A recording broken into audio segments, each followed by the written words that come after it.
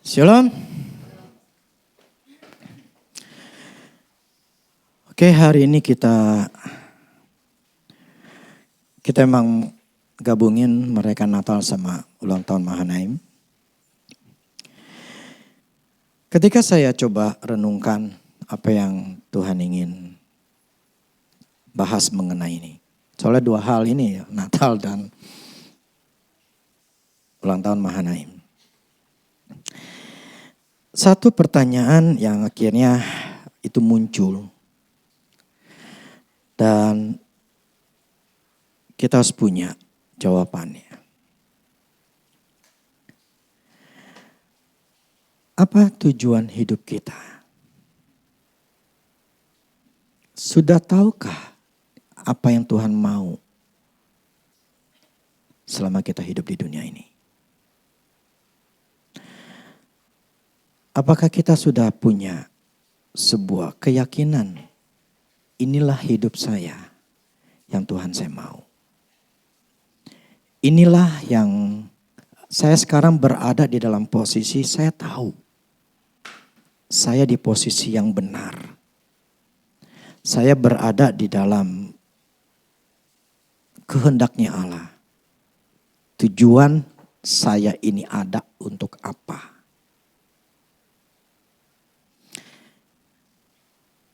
Apakah kita sudah tahu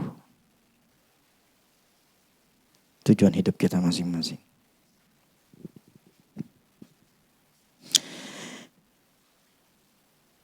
Sayangnya mayoritas orang Kristen itu tidak tahu. Mayoritas. Mereka gak mengerti maksudnya Tuhan itu buat saya ngapain. Tujuan hidup saya untuk apa. Yang penting gue hidup selesai. Sehingga banyak dari orang Kristen tidak berada di dalam jalur atau kehendaknya Tuhan yang Tuhan ingin kita lakuin. Sehingga kita jadi berjalan asal hidup. Seperti kita tahu bahwa apapun yang kita lakukan di dalam dunia ini itu selalu akan kembali pada waktu nanti ada upahnya di surga. Apapun yang kita lakukan selalu ada upahnya. Di mana apakah kita mendapatkan yang namanya mahkota kehidupan? Apakah kita mendapatkan upah kita di dalam surga? Atau kita cuma asal masuk ke surga?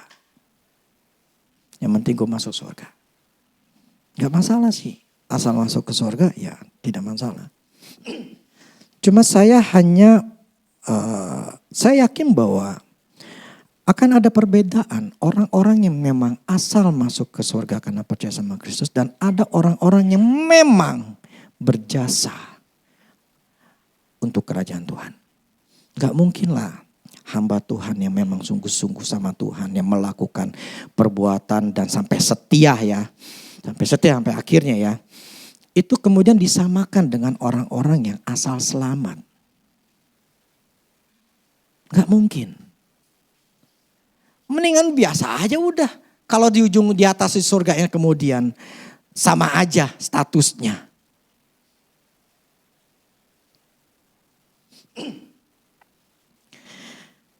Pasti ada orang-orang yang berjasa sama Tuhan. Orang-orang yang melakukan kehendak Tuhan. Yang di dalam hidupnya tahu tujuannya. Tuhan mau dia seperti apa. Jelas itu akan ada upahnya dibandingkan orang yang tidak melakukan apa-apa. Allah itu kan adil. Nah, jadi ketika saya coba renungkan. Memang inilah Tuhan memberikan contoh kepada kita. Matius 1 ayat 18 sampai 21. Ini contohnya. Ini mengenai Tuhan Yesus ketika kelahirannya Matius 1 ayat 18 sampai 21. Kelahiran Yesus Kristus adalah seperti sebagai berikut. Pada waktu Maria ibunya bertunangan dengan Yusuf, ternyata ia mengandung dari Roh Kudus sebelum mereka hidup sebagai suami istri. Karena Yusuf suaminya seorang yang tulus hati dan tidak mau mencemarkan nama istrinya di muka umum, Ia bermaksud menceraikannya dengan diam-diam. Tetapi ketika ia mempertimbangkan maksud itu, malaikat Tuhan nampak kepadanya dalam mimpi dan berkata, Yusuf anak Daud,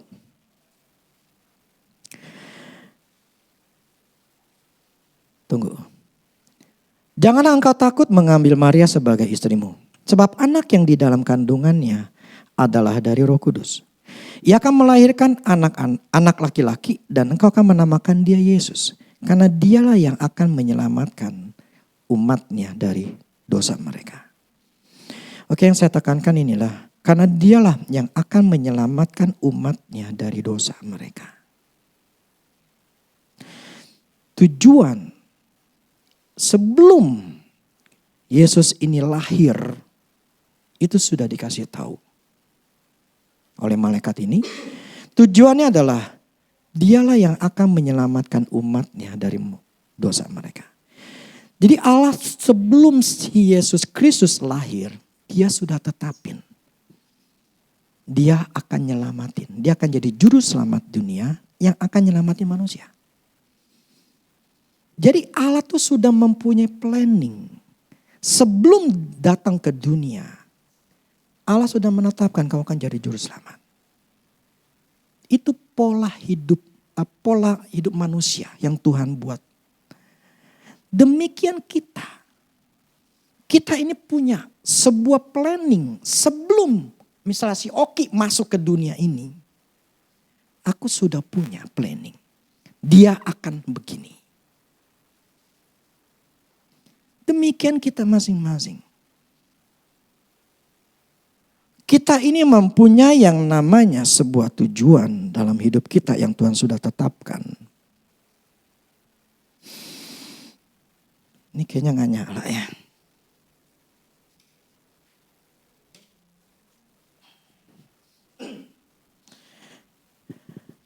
Nah, tapi banyak orang Kristen itu gak ngerti dan gak tahu. Oke, kita masuk ke Tuhan Yesus dulu ya.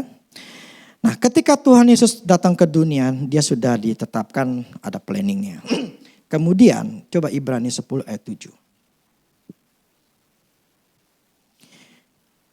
Ibrani 10 ayat 7 mengatakan begini. Lalu aku berkata, sungguh aku datang dalam gulungan kitab dan gulungan kitab ada tertulis tentang aku untuk melakukan kehendak-Mu ya Allahku. Oke, ini dibicara Tuhan Yesus. Jadi Tuhan katakan, aku datang untuk melakukan kehendak Allah. Tuhan Yesus sebelum dia datang, malaikat kasih tahu tujuannya akan begini. Nah, ketika dia sudah di bumi, dia tahu tujuan aku adalah melakukan kehendak Allah. Nah, Yohanes 7 ayat 28. Waktu Yesus mengajar di bait Allah, ia berseru, memang aku kamu kenal dan kamu tahu dari mana asalku. Namun aku datang bukan atas kehendakku sendiri. Tetapi aku diutus oleh Dia yang benar yang tidak kamu kenal. Jadi Tuhan mengatakan gini, aku datang ke dunia ini, ya, datang ke dunia ini bukan atas kemauanku sendiri, bukan gue maunya gitu loh. Tetapi aku diutus. Aku ini diutus, aku ini dipanggil oleh Dia yang benar yang tidak kamu kenal, yaitu Allah Bapa. Jadi begini, ini harus kita mengerti sebetulnya dan kalau mau. Karena bagi saya begini, saya lebih baik, saya tahu apa tujuan hidup saya dan Tuhan ada, saya ini ada untuk apa. Dan saya bertahan sampai saya kemudian sampai mati. Ya saya kembali ke surga, saya mempunyai upah. Karena begini, kita tinggal di bumi ini cuma puluhan tahun. Tetapi kalau kita tinggal di surga, itu enggak ada batasannya. Tidak ada batasannya. Triliunan tahun gitu loh, kekal. Jadi apa yang kita kita lakukan sekarang ini akan berefek nanti kita di surga. Kalau di sini kita dihormati, kita kaya, tetapi kalau di surga cuma asal hidup doang, sebagai manusia hanya asal selamat. Apapun kekayaan kita, apapun kita ketenaran kita nggak ada gunanya. Karena kita sampai di sana, status kita adalah manusia biasa, manusia yang tidak punya status yang tinggi.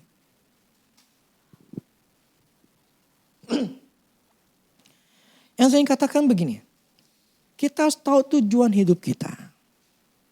Seperti Kristus setelah tahu tujuan hidupnya, dia katakan, aku datang ini bukan karena mau kemauanku sendiri, tetapi karena dia yang ngutus aku. Jadi aku datang ini untuk melakukan tugas yang Tuhan suruh. Yang Allah Bapa suruh. Jadi aku ini akan datang ke dunia ini untuk melakukan tugas. Nah, ketika dia mau melakukan tugasnya, apakah dia tidak pernah mengalami cobaan atas panggilannya?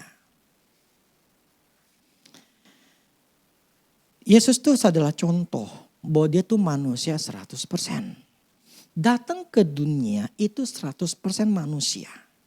Plus memang 100% Allah. Karena dia berasal dari Roh Kudus. Di sini firman tadi katakan gitu di Matius tadi kita baca. Itu lahir dari Roh Kudus, bukan dari seorang laki-laki.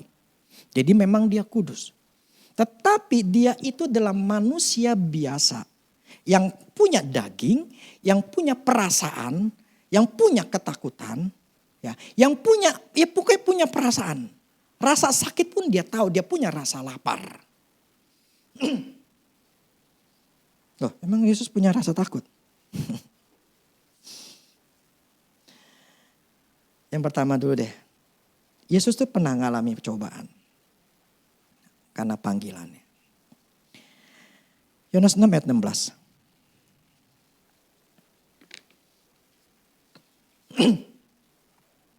Yohanes 6 ayat 15. Karena Yesus tahu bahwa mereka hendak datang dan hendak membawa dia dengan paksa untuk menjadikan dia raja. Ia menyingkir pula ke gunung seorang diri. Ini cobaan setelah Yesus melakukan mukjizat memberi makan 5.000 orang.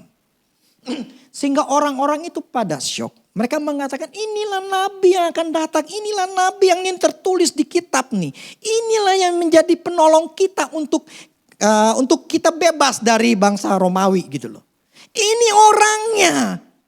Gila kuasanya luar biasa. Cuman hanya 5 roti 2 ikan itu bisa sampai 5.000 kita makan. Kita semua ngalamin. Kita ngeliat itu. Akibat begitu luar biasanya mukjizatnya. Mereka pengen ini si Yesus ini jadi raja.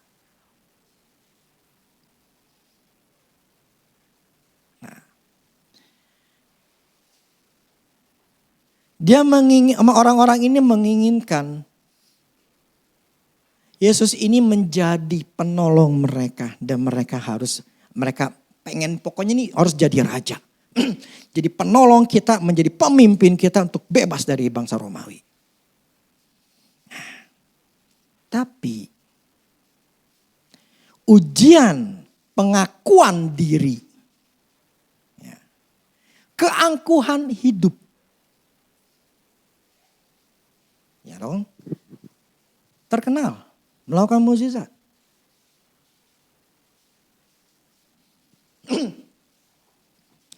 Tapi apa yang dilakukan oleh Tuhan?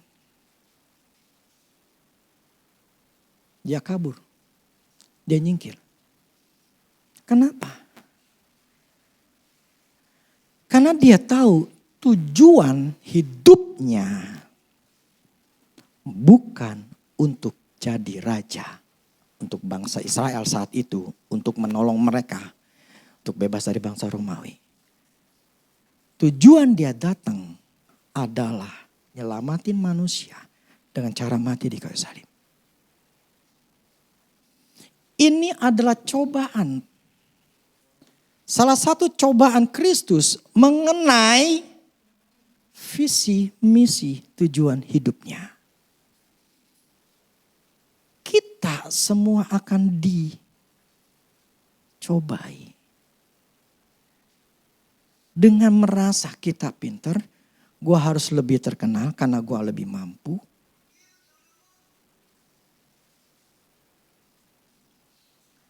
Itu semua kita akan mengalami ujian ketika kita tahu yang namanya tujuan hidup kita. Repotnya memang ya ini yang tahu tujuan hidup ya. Yang gak tahu tujuan hidup ya udah asal hidup aja gitu loh. Tetapi orang yang tahu tujuan hidupnya itu akan ada namanya ujian. Nah, ini yang pertama istilahnya yang saya jelaskan adalah Tuhan diberikan ujian untuk mau jadi raja.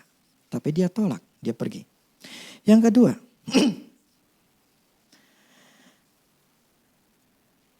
Yohanes 12 ayat 24 dan 27. Aku berkata kepadamu, sesungguhnya jikalau biji gandum tidak jatuh ke dalam tanah dan mati, ia tetap satu biji saja. Tetapi jika ia mati, ia akan menghasilkan banyak buah. Sekarang jiwaku terharu. Dan apakah yang kau katakan? Bapak, selamatkanlah aku dari saat ini. Tidak. Sebab untuk itulah aku datang ke dalam saat ini. Ini Yesus terharu, maksudnya di dalam keadaan sedih, kadang-kadang takut. Dia cuma apa bisakah Tuhan selamatin saya? Tapi dia katakan dia sadar, aku datang untuk ini. Coba Matius 26 ayat 38 sampai 39. Lalu katanya kepada mereka. Matius 26 ayat 38 dan 39 ya. Hatiku sangat sedih seperti mau mati rasanya. Tinggallah di sini dan berjaga-jaga dengan aku. Maka ia maju sedikit lalu sujud dan berdoa katanya. Ya Bapakku, jikalau sekiranya mungkin, biarlah cawan ini lalu daripadaku. Tetapi janganlah seperti yang ku kehendaki, melainkan seperti yang engkau kehendaki. Di sini Tuhan mengalami depresi, ketakutan yang luar biasa. Ya kalau kita pernah tahu lah, kita tahu bahwa saking depresinya keringatnya itu sangat keluar darah. Kristus pun mengalami namanya ketakutan.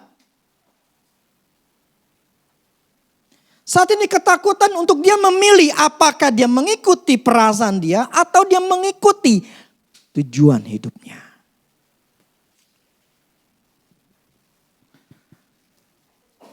Orang yang tahu tujuan hidupnya dan dia tahu dan sadar inilah aku datang ke dunia ini. Tuhan taruh saya di sini. Apapun yang terjadi, aku akan tetap pegang. Seperti Kristus. Apapun yang terjadi, aku akan tetap pegang. Karena tujuan hidupku datang adalah untuk menyelamatkan manusia. Memang, karena begini, Kristus tuh dia tahu mati di kayu salib tuh kayak apa. Dia tahu akan penderitaan sakitnya, dia tahu. Sangat tahu, makanya dia sudah membayangkan. Jadi imajinasinya tuh udah tahu gitu loh. Pada waktu nanti dia akan dipanggil, tentara datang, kemudian akan dihakimin, kemudian dipecut, kemudian akan dibawa. Dia tuh sudah punya bayangan semua dan dia tahu itu disalib. Dan dia tahu cara salibnya adalah dipaku. Dia tahu semuanya dan dia sudah punya bayangan semua di imajinasinya. Dan itu dia tetap berpegangan kepada tujuan hidup. Makanya sangat sedikit sekali orang yang tahu tujuan hidup dan tetap berpegang dan setia sampai mati.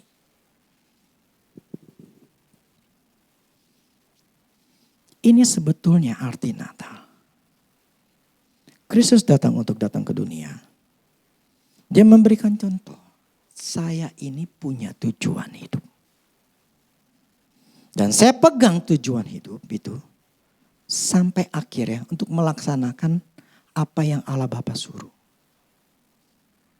Sampai mati dia selesai. Sekarang pertanyaannya, apa upahnya ketika Tuhan melakukan kehendak Allah Bapaknya dengan sempurna? Upahnya adalah jiwa-jiwa diselamatkan. Itu upahnya ketika orang percaya kepada Kristus. Melalui dialah orang bisa balik kepada penciptanya. Itu upah yang sampai sekarang tetap diterima oleh Tuhan.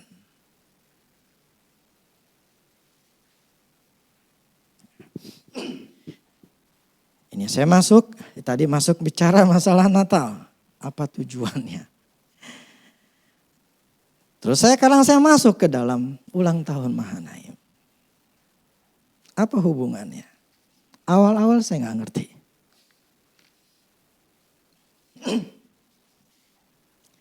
Tapi akhirnya saya ngerti. Tadi seperti awal saya katakan. Allah sebelum Kristus datang ke dunia, ngomong ke Maria. Ya. Terus kepada si Yusuf. Engkau akan melahirkan anak. Dan anak ini akan tujuannya nyelamatin manusia dari dosa.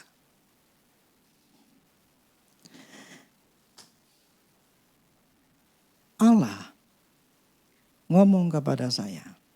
Walaupun saat itu saya nggak ngerti dan saya tidak tahu. Tahun 2022 lagi. Tahun 2002. 2002 akhir. Walaupun saya nggak ngerti, tapi Tuhan ingin suruh saya gembalakan domba-dombaku. Akhirnya ada 3 firman plus saya minta Tuhan sendiri menguatkan hati saya, maksudnya kebulatan hati saya untuk yakin ini memang dari Tuhan. Sangat yakin baru saya mau. Dan Tuhan memberikan keyakinan itu akhirnya saya lakuin. Di tahun 2003. Dengan kondisi dengan sangat susah. Saya sangat susah. Kita ngontrak. Karena memang kondisi saya memang gak punya uang. Dan sehingga di dalam ngontrak rumah itu pun juga dibayarin sama papa saya selama 2 tahun. Nah mulailah tahun 2003. Kemudian 2004 mengerti dunia roh. Saya nggak ngerti tujuan Tuhan untuk apa. Kita mencoba untuk melakukan penginjilan, bla bla segala macam, tidak ada efek sama sekali. Berbeda banget ketika waktu di Arias. Ketika saya melakukan yang namanya, ketika saya waktu dipimpin, disuruh sebagai ketua pemuda remaja waktu itu. Saya melakukan banyak hal, beberapa hal langsung booming, boom. Dari 15 sekitar 20 orang, langsung naik 100, 120. Itu langsung dalam waktu cuma berapa bulan. Saya coba lakukan di sini. 0.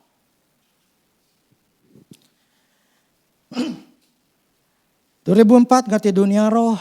2005 Tuhan mulai ngomong sama saya mulai kebuka otak saya gitu ya. Akhirnya saya bisa dengar suara Tuhan. Hati saya mulai kebuka untuk mendengar suara Tuhan. Akhirnya saya ngerti. Tuhan ngomonglah selama tahun 2005. Dan saya mengalami pelepasan karena otak saya ini terlalu bego banget. Karena susah percaya sama Tuhan. Karena memang saya penuh dengan kegagalan. Akhirnya mau tidak mau Allah harus membereskan otak saya.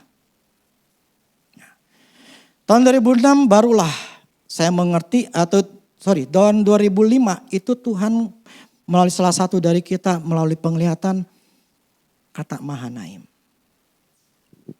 Itu muncul. Saya nggak ngerti Mahanaim itu artinya apa. Malamnya saya coba cek, lihat, oh ternyata Mahanaim tempat berkumpulnya bala tentara Allah. Oh ya udah, oh puji Tuhan, sekarang gue punya nama, gitu ya. Karena waktu memang kita GBI, cuman nggak ada nama, nama kan sesuai dengan alamat. Oh akhirnya gue punya nama, lumayan gitu kan. Tapi dengan berlalunya waktu, akhirnya mengerti. Tujuan Tuhan waktu itu adalah ternyata untuk peperangan. Di dalam peperangan rohani itu akhirnya saya mengerti, akhirnya semakin kuat dan kita akhirnya dipanggil sebagai tentara Allah. Begini. Saya tuh tidak tahu. Saya tuh dipanggil untuk apa.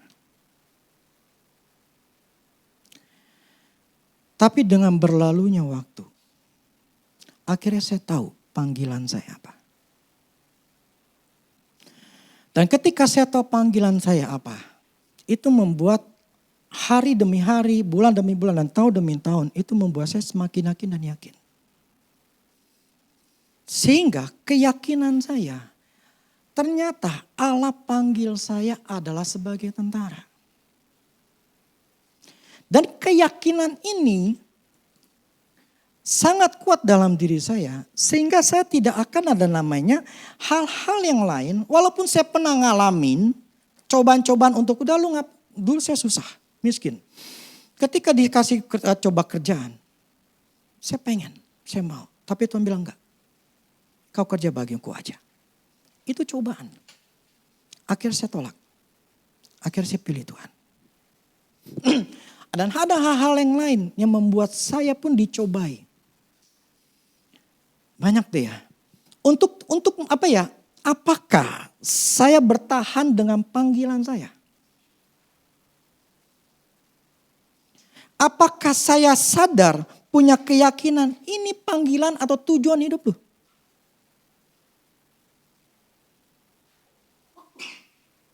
Gini, kita tahu pohon nih ya.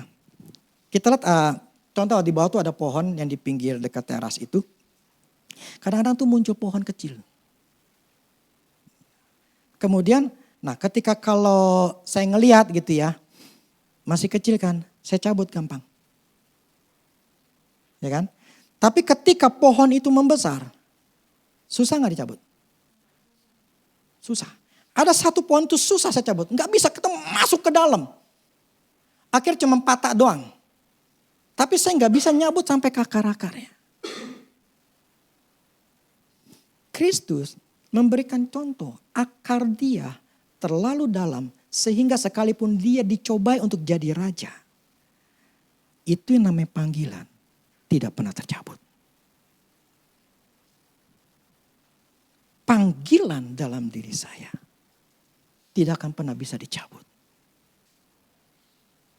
Karena saya tahu akarnya, saya tahu Tuhan pakai saya, tujuan hidup saya adalah tentara. Sekalipun saya dicobai, sekalipun saya diiming-iming segala macam, I don't care. Karena prinsipnya inilah jalan hidup saya. Nah problemnya banyak orang-orang yang pernah di Mahanaim itu tidak punya akar yang kuat. Mereka tidak tahu posisi atau panggilan mereka itu apa. Gampang sekali cabut. Nah, begini.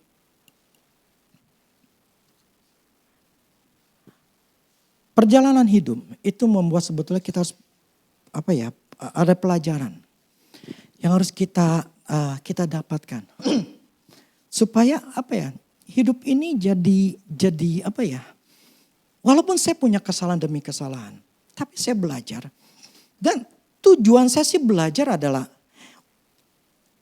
dari kesalahan saya untuk mengajarkan dan juga kepada anak saya supaya anak saya tidak ngalami seperti saya alami. Karena saya tahu kenapa saya salahnya. Jadi saya harus belajar dari kesalahan itu dan tidak buat kesalahan ini supaya anak saya jadi kena juga gitu loh. Yang saya maksud begini. Ketika kita tahu posisi kita dalam Tuhan. Sekalipun kita melakukan kesalahan.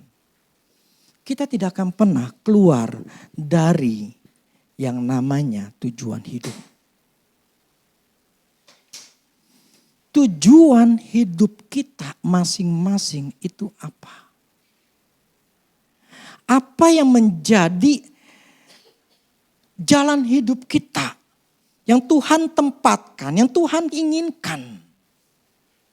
Itu kita harus tahu supaya ketika ada nanti di sorga, Tuhan mengatakan, hai hambaku yang setia.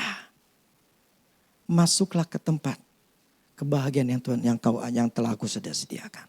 Kenapa? Karena kita tahu dan sudah melakukan kehendak Allah di selama kita di bumi dan kita kita bertahan sampai akhirnya.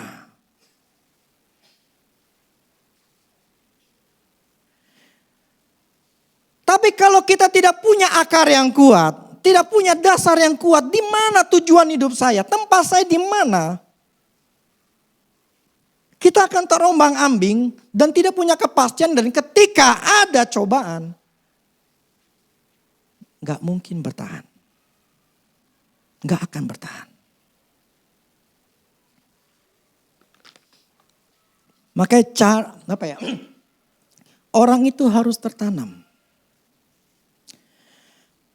Ini bicara masalah Mahanaim, saya tertanam di sini. Itu banyak hal yang Tuhan ajarkan sama saya. Prinsipnya adalah harus sesuai dengan firman Tuhan. Saya kasih contoh begini. Ketika kemarin saya lagi ngurus surat. Berkali-kali saya bolak-balik.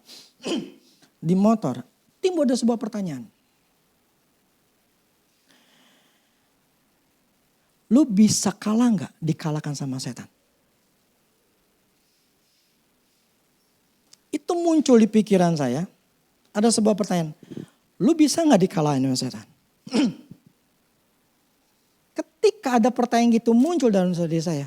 Apa yang saya lakuin? Saya cuma ketawa. Gua dikalahin sama setan. Gak mungkin. Gak mungkin setan bisa ngalahin gua.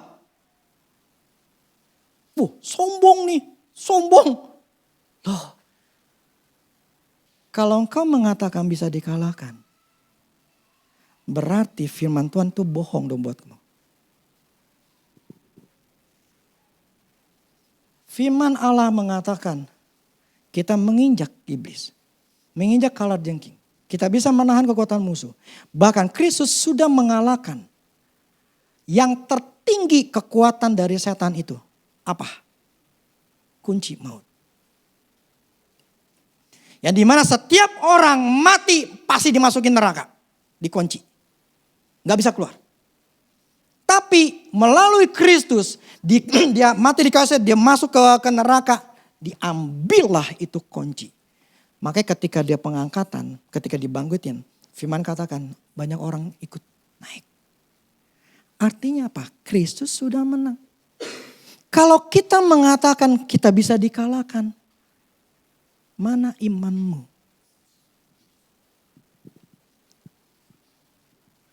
Plus firman Allah katakan. Ini loh, semua berdasarkan firman. Jadi ketika saya dipertanyakan kayak begitu, ya gak mungkin lah gue dikalahin sama setan. Firman kata lawanlah iblis, dia akan lari daripadamu. Firman kata kita yang lawan dan dia pasti lari. Lah kalau kita bilang waktu gue bisa dikalahin, itu firman ngomongnya apa? Yang saya maksud begini, saya sudah tertanam di dalam diri saya, dalam hati saya, bahwa saya tidak akan pernah dikalahkan oleh setan. Kenapa? Karena saya berdasarkan firman Tuhan. Firman benih yang ada dalam firman itu tertanam dalam diri saya dan itu gak bisa dicabut. Saya tahu posisi saya dalam Tuhan, sama seperti Kristus gitu loh. Ketika dia tujuan datang untuk menyelamatkan dunia, itu gak pernah bisa dicabut. Yang saya maksudnya benihnya. Benih firman di dalam diri kita. Itu yang seharusnya ada dalam diri kita itu harus tertanam dengan kuat. Sehingga tidak mungkin bisa dicabut. Makanya di Mahanaim. Dibutuhkan adalah orang-orang yang punya akar yang kuat.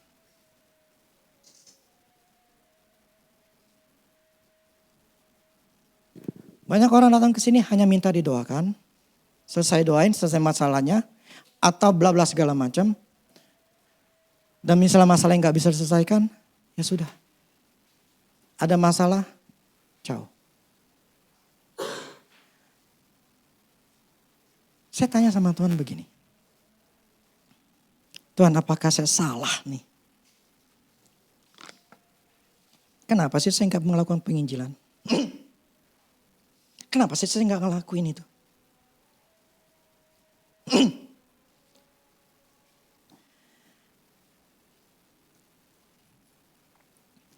Tuhan ngomong saya begini. Semua hamba-hambaku mempunyai panggilan tersendiri. Jadi semuanya akan berbeda-beda dalam panggilannya.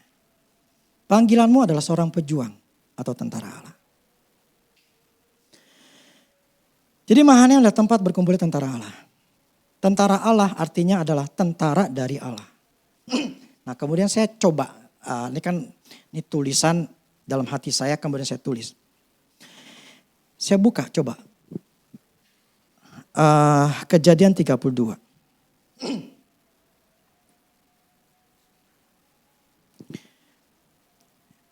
Kejadian 32. Ayat 1 dan 2. Yakub melanjutkan perjalanannya. Lalu bertemulah malaikat-malaikat Allah dengan dia. Ketika Yakub melihat mereka, berkatalah ia, ini bala tentara Allah. Sebab itu dinamailah tempat itu Mahanaim. Ini yang pertama kali yang saya bilang tahun 2004 itu ketika ada seorang dari kita, orang yang udah gak ada. Itu memberikan penglihatan, kasih tahu penglihatan adalah kata Mahanaim. Nah kemarin ya beberapa yang lalu pokoknya saya coba lihat lagi kemudian saya coba renungkan. Kenapa saya gak melakukan penginjilan, saya melakukan sesuatu lah gitu ya.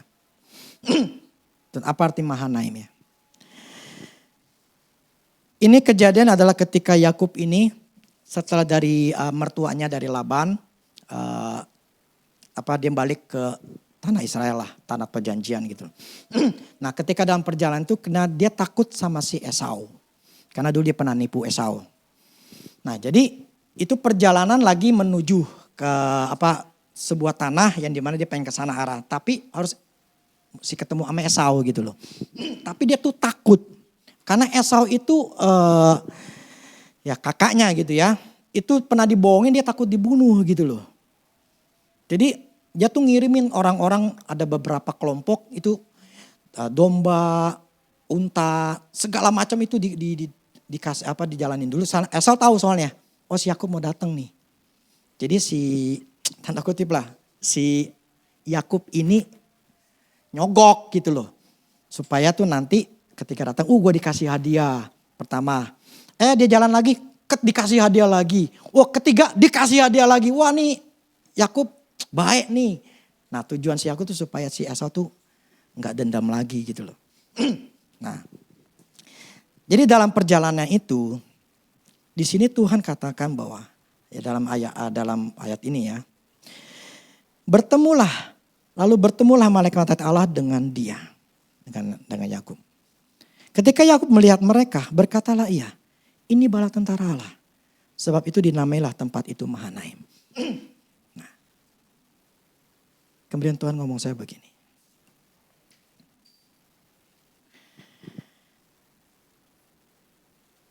Yang menemui, tunggu deh, malaikat itu datang kebetulan atau memang lagi keliaran atau memang Tuhan yang suruh? Atau lagi iseng?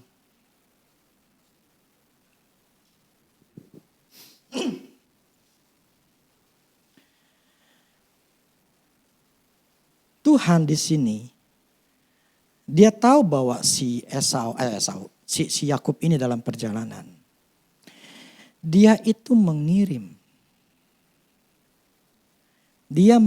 bala tentaranya, tentara-tentara Allah itu ke Yakub. Jadi Allah yang mengirim tentaranya untuk bertemu dengan Yakub. Tujuannya apa?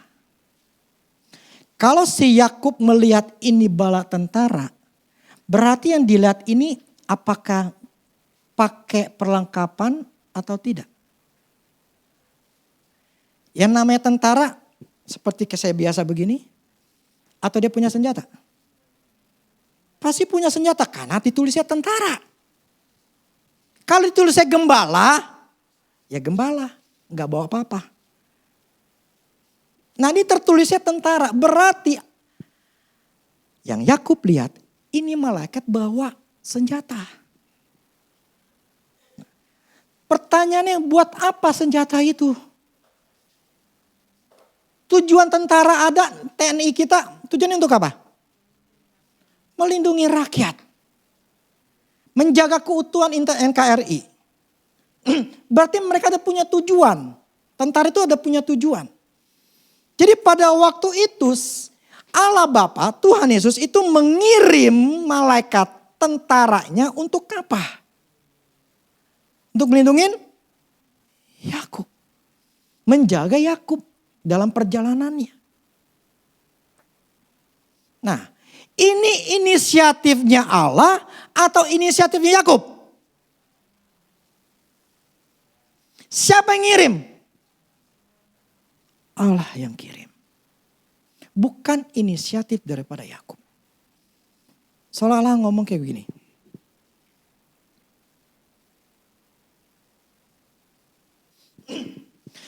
Jadi Mahanaim adalah tempat berkumpul tentara Allah. Tentara Allah artinya tentara dari Allah. Artinya Allah yang mengirim. Pasukan yang dibentuk oleh Allah. Ngerti ya? Jadi pasukan yang dibentuk oleh Allah. Karena Tuhan yang membentuk. Nah, jadi gini. Si Yakub ini namain Mahanaim. Dulu gak ada kata Mahanaim. Tapi kemudian dibikinlah sama dia gitu loh. Namanya Mahanaim. Nah, Mahanaim ini tempat berkumpul tentara Allah. Jadi tempat di mana Allah lagi kirimin semua orang pasukan malaikatnya untuk menjaga si Yakub. Di tempat saat itu ketemunya, ini tempat dia ketemu, ini semuanya tentara Allah.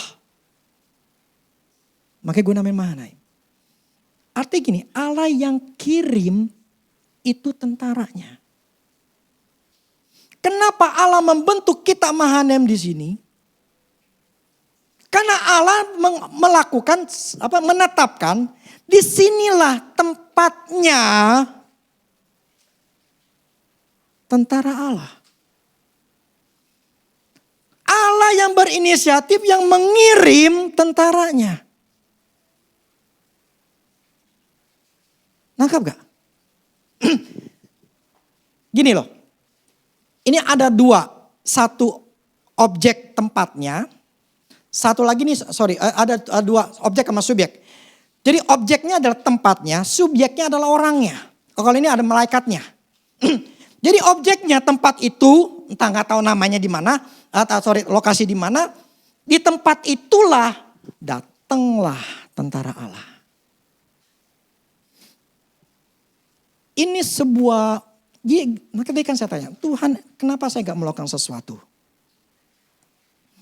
Menginjilan bla bla segala macam. Ya Tuhan menjelaskan ini.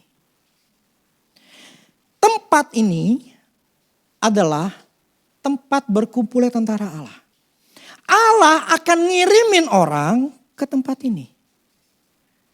Karena tempat ini tanggung jawabnya Tuhan yang bentuk, bukan saya yang bentuk, Tuhan yang bentuk. Akhirnya Tuhan yang bertanggung jawab untuk ngirim. Kenapa? Karena memang dia yang punya. Dia yang bentuk di tempat. Kita bisa nih punya gereja ini tanpa ngutang. Ya, dan tanpa kita harus pindah-pindah ke tempat lain. Dan kita jadi milik sendiri. Ini udah sebuah mukjizat. Karena saya miskin, karena saya susah. Untuk bisa punya uang ratusan juta, waktu 785 juta. Itu impossible. Impossible. Gitu loh. Dan bisa ngebangun ini 350 juta. Beli setelah bayar lunas langsung ngebangun. Itu menjadi 1,1 M. Itu sesuatu yang gak dimasuk akal. Tapi itu terjadi. Ini karena memang tempatnya yang Tuhan tetapkan. Nah, jadi ketika saya bertanya sama Tuhan mengenai hal ini. Ya Tuhan yang mengatakan ini tempat aku yang bentuk. Karena aku yang bentuk, aku yang tanggung jawab. Aku kirimin orang-orang yang jadi calon tentara.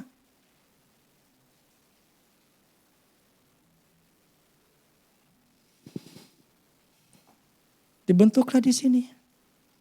Cuma pertanyaannya adalah, orang itu sadar gak?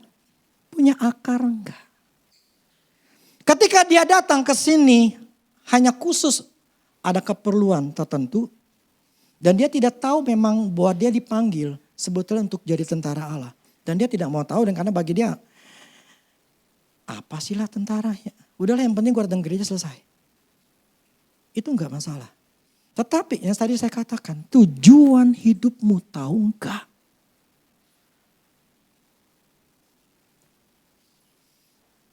Sehingga sekarang saya berdiri di atas mimbar ini, saya tahu tujuan hidupnya saya. Saya tahu dan yakin sekali, dan saya akan sampai mati, saya akan tetap berada di dalam panggilannya saya. Panggilan saya adalah tentara Allah.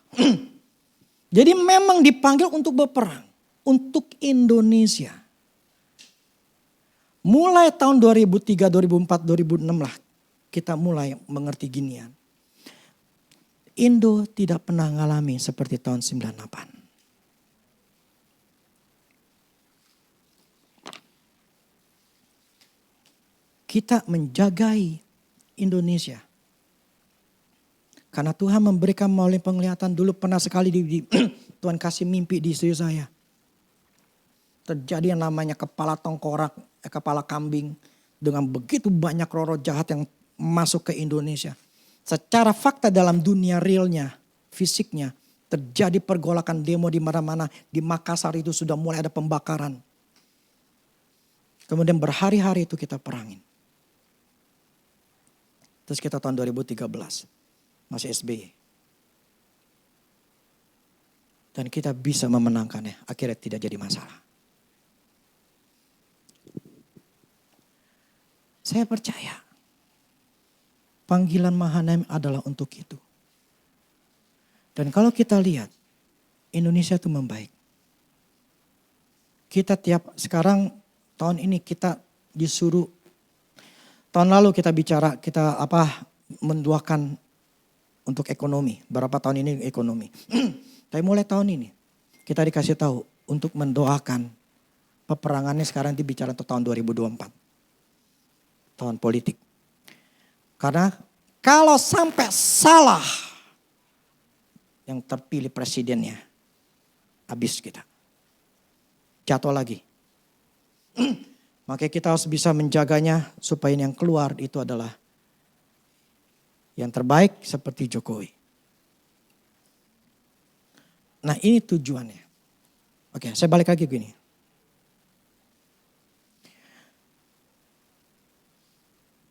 Tujuan hidup kita itu untuk apa?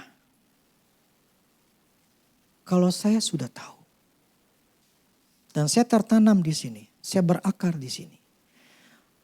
Pengertian saya masalah untuk istilahnya dalam melawan kuasa kegelapan, itu saya punya akar yang kuat. Sehingga ketika saya ditanyakan, apa bisa dikalahkan sama setan? Saya bilang gak bisa. Bukan menyatakan kesombongan, tetapi menyatakan firman Tuhan. Karena firman yang mengatakan iblis dikalahkan. Masa sih saya bisa dikalahkan? Makanya saya kadang-kadang cari gara-gara. Ya di mana cari gara-gara dengan setan. Hanya untuk apa ya? Bukan menyombongkan, hanya untuk memperlihatkan untuk diri saya sendiri. Gue adalah tentara. Dan gue gak takut. Sehingga ya, udahlah saya gak mau cerita itu banyak. Yang prinsip saya begini. Kalau kita gak punya akarnya. Kita gak akan pernah bisa bertahan. Yohanes 12 ayat 26. Barang siapa melayani aku, ia harus mengikut aku.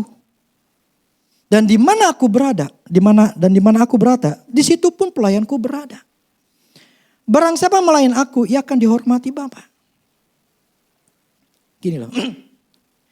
Jikalau, kalau bahasa Inggris itu jikalau ia melayani aku, ia harus ada di mana aku berada. Maksudnya begini. Lu mau ngelayanin, tapi lu ngelayanin di tempat di mana gue pengen lu suruh situ. Artinya begini, Kita tidak bisa seenaknya, gue pengen mau di sono, gue pengen di sono ngelayanin. Enggak bisa seenaknya begitu. Firman mengatakan, lu harus ikut aku di mana aku berada, di situ pelayanku berada. Jadi di mana aku berada, pelayanku ada di sini. Aku yang tetapin dia di sini. Kita tidak bisa menetapkan diri, gue pengen melayani di sana aja. Aku mau melayani di sini aja, di sana gue ada teman, di sini gue gak ada teman. Bukan berdasarkan itu. Tapi berdasarkan kalau lu mau melayani, harus ikut aku, kata Tuhan. Jadi Allah mengirimkan orang-orang ke sini itu bukan karena kemauan Tuhan. Betul, bukan kemauan diri sendiri. Tapi karena kemauan Tuhan untuk kita ada di sini. Mana ada tempat berkumpulnya tentara Allah. Allah yang kirimin orang-orang yang mau jadi calon tentara. Tinggal orang itu mau tertanam atau enggak. Orang itu punya akar atau enggak. Karena disinilah terjadi pembentukan yang namanya karakter, sifat segala macam terbentuk. Diuji sama seperti Kristus tadi diuji. Yang dua hal, perasaan sama pengakuan. Gue di sini gak diakuin. Di sini gue gak dianggap. Bla-bla segala macam. Gue dihina, gue diinin segala macam. Ya. Gue gak dihargain. Ya sudah. Ketika seseorang gak tahu tujuan hidupnya. Tempatnya di mana? Ketika diuji, bang, dia akan keluar dari panggilannya.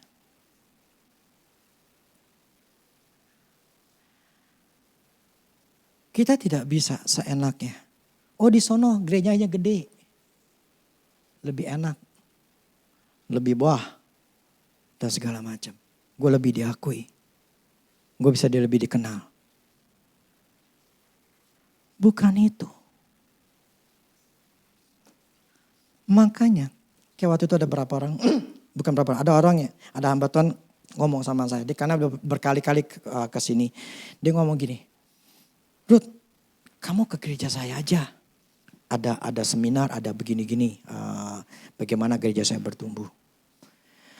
Ada 2 kali, 3 kali dia ngomong sama saya.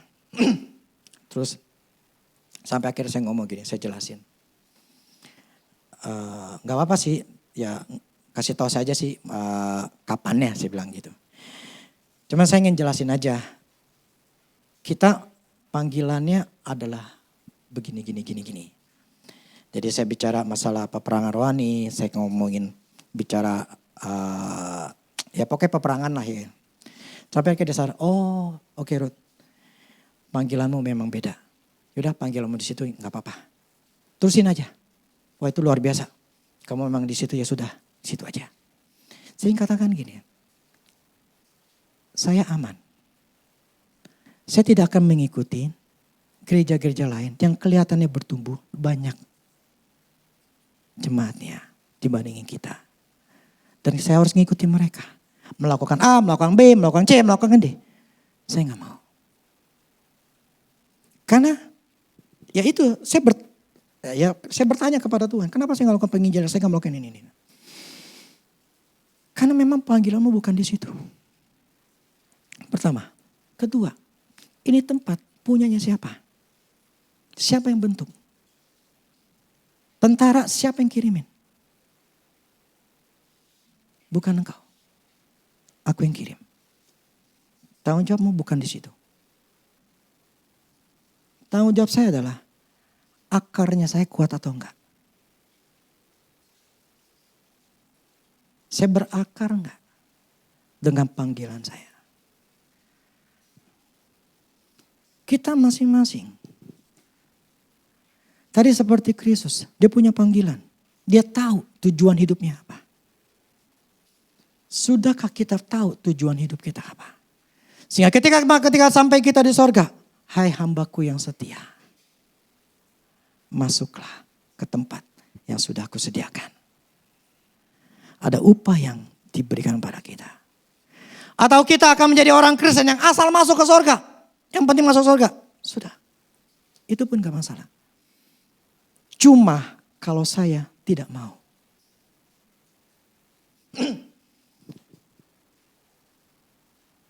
Saya ingin nanti suatu hari, karena saya sering baca buku jenderal-jenderalnya Allah. Saya ingin disebut sebagai salah satu jenderalnya Allah. Walaupun gak dikenal di dunia, gue gak pikirin. Tapi saya akan disebut sebagai salah satu jenderalnya Allah yang selalu berperang untuk satu negara. Jadi saya akan dikenal sebagai Jenderal Rudy. Jenderal Kancil. Dulu saya dijulukin kayak gitu. Orangnya, jangan. Saya gak peduli itu. Yang penting satu hari saya akan bisa diangkat sama Tuhan seperti itu. Kalau saya bertahan di dalam panggilan saya. Benih, ya, panggilan dalam diri kita harus kita tahu. Jangan hidup asal hidup. Hidup yang gak ada gunanya. Buat orang lain tuh gak ada. Apalagi buat kerajaan Tuhan. Gak ada.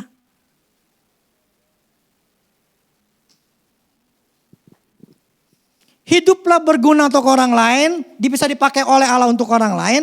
Bisa dipakai sebagai kerajaannya Allah. Bukan hidup hanya untuk duit. Hidup hanya untuk hobi. Hidup hanya untuk apapun juga dalam dunia ini gitu loh. Hiduplah untuk sesuatu yang berguna buat Tuhan. Penuhilah panggilan yang Tuhan taruh dalam diri kita. Sama seperti Kristus sampai akhir tujuan dan menyelamatkan manusia. Dan ketika di dalam prosesnya, walaupun dia diuji dengan namanya pengakuan sebagai raja. Dengan perasaan yang ketakutan, segala macam. Dia tahu bahwa akan dikhianati segala macam. Dia gak peduli, tujuan dia pokoknya salib. Bisa gak kita sampai akhirnya bertahan ketika kita mulai ada sesuatu cobaan yang halangin kita.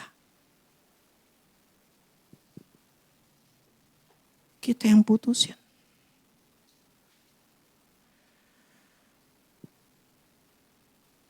Jadi dua hal, Natal dan ulang tahun Mahanaim.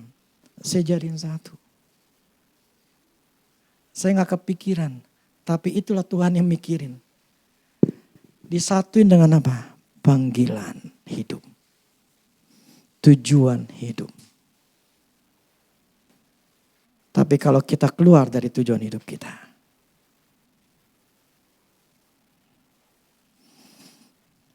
Ya, saya gak tahu gimana kelanjutannya. Itu masing-masing yang memutuskannya. Tapi karena saya sudah berakar. Gak mungkin bisa dicabut. Sama seperti pertanyaan tadi. Lu bisa dikalahin sama setan gak? Demikian saya gak bisa dicabut. Saya tahu posisi saya di mana. Bukan karena saya gembala. Bukan. Gak ada hubungannya. Gak ada hubungannya. Tapi karena memang saya tahu tujuan hidup saya. Sehingga akhirnya saya tetap bertahan sampai akhirnya. Saya akan mempertahankan tujuan hidup saya ini. Tinggal kita. Masing-masing. Nanti renungkan. Tujuan hidupmu apa? Maka kenapa anak saya sudah tanamkan dari mereka. Nomor satu, layani Tuhan. Yang kedua, pertama paling gak, mereka harus hidup dalam Tuhan. Hidup di dalam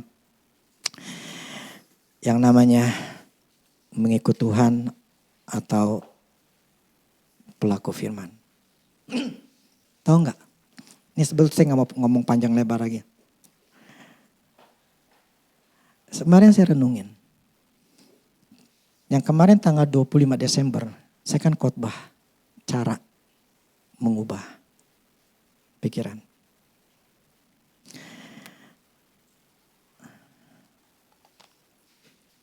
Tapi nanti minggu depan saya khotbah ini. Itu masalah benih.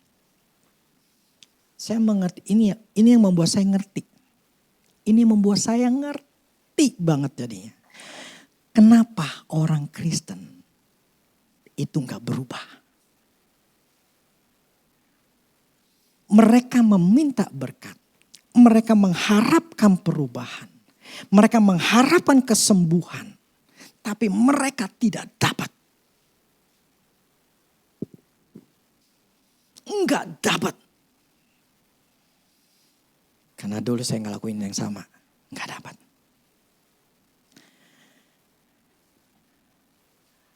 Karena banyak orang Kristen berdoa, Tuhan sembuhkan saya, misalnya sakit. Tuhan sembuhkan saya. Aku percaya oleh bilur-bilurmu aku sembuh. Dia berdoa begitu. Dan dia berharap besok sembuh. Enggak sembuh. Doa lagi. Berdoa minggu depan. Enggak sembuh. Tetap sakit aja, enggak sembuh. Kenapa? Terus orang-orang yang Kristen yang minta, Tuhan berkati saya supaya saya mendapatkan berkat segala macam. Saya terbuka pintu berkatnya. Enggak berubah hidupnya. Tetap aja susah. Enggak ngalami terobosan. Kenapa? Ini akibat pengajar ini yang saya mulai itu dari bulan November akhir. Itu prakteknya saya ajarin itu tanggal 25 Desember. Kalau bisa dengerin lagi. Ketika saya ngelakuin, saya ngelihat buahnya.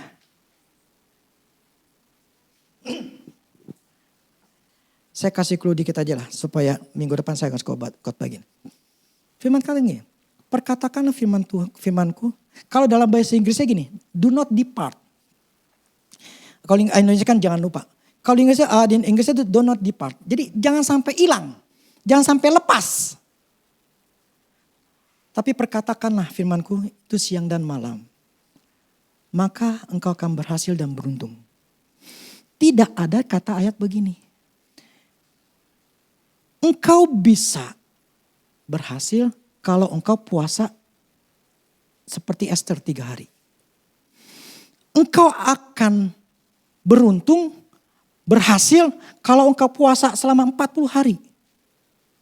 Engkau akan sembuh kalau engkau puasa 3 hari, 4 hari, 5 hari, 10 hari, sampai 100 hari.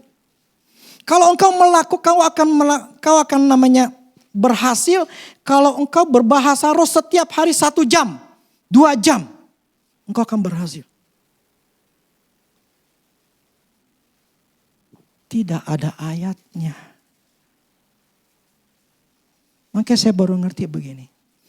Tidak cukup datang ke gereja setiap minggu dengan setia. Tidak cukup melayani Tuhan aja dengan setia. Tidak cukup membayar persepuluhan dengan setia.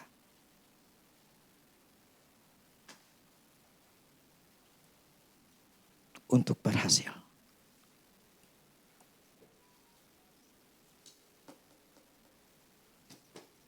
Karena tidak ada kata-kata itu di Yosua 1 ayat 8. Yang membuat kita berhasil.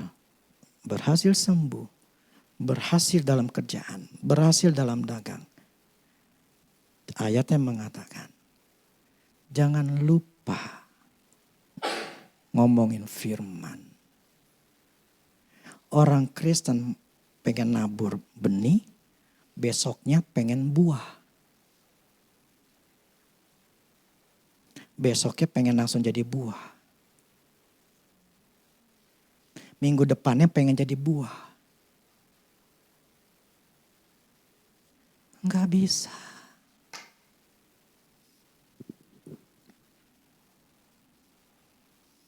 Yang membuat kita sembuh, membuat kita berhasil. Yosua 1 ayat 8. Jangan lupa memperkatakan. Jangan sampai hilang dari mulutmu. Firman Tuhan itu yang direnungkan. Tapi bukan dihafalin. Gak ada gunanya dihafalin. Gak ada gunanya dihafalin. Yang dimaksud ada direnungkan. Kenapa direnungkan? Karena otak kita ini otak saya. Otak saya itu terlalu goblok, tolol banget. Jadi saya harus merubah otak saya yang goblok ini menjadi otak yang pintar. Yang bisa merubah otak pintar saya. Bukan kalau dalam di YouTube itu ngomong afirmasi. Afirmasi itu seperti perenungan dengan kata-kata positif. Walaupun itu bisa. Tapi saya memikir begini. Ada kata-kata yang luar biasa. Yang jauh lebih berkuasa dibanding kata-kata positif. Itu apa? Firman Tuhan. Omongin firman Tuhan. Renungkan untuk otak yang tolol ini jadi pinter. Supaya dia ngerti. Dan ketika saya ngelakuin, saya ingat buahnya. Hanya butuh 2-3 minggu. Saya merubah ketakutan saya. Dan akhirnya saya bisa berhasil. Yaitu saya banyak khotbahnya tanggal 25 Desembernya. Tapi minggu depan saya akan banyak kebahannya ke sini. Cuma hari ini, oke, saya sudah selesai.